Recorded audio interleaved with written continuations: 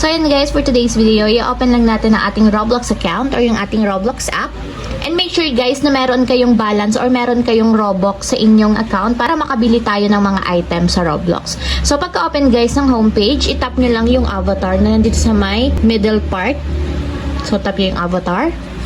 And dito guys, lalabas yung marketplace. So dito kayo pwede rin bumili ng mga item na gusto nyong gamitin sa inyong character. For example guys, is dito tayo pipili sa recommendation. So pwede kayong pumili dito kung ano ba yung gusto nyong ilagay or gamitin sa inyong characters. So once kasi guys na nag-tap kayo ng item, lalabas yung amount ng Robux kung magkano ba yung halaga niya. So for example guys, is tinap ko itong character na to.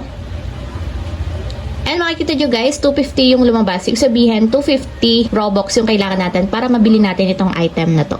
So, dito naman sa baba guys, meron na siyang price kung magkano yung kailangang Robux. So, ito 85, 85, 60. So, dito lang tayo mamili sa recommendation or yung basic na base ng aking character. So, for example guys, is ito yung bibilhin ko. Itap nyo lang yung gusto nyong item.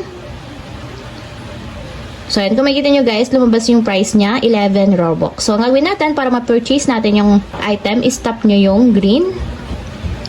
And then, ito yung confirmation. So, para ma-confirm, tap natin yung buy item.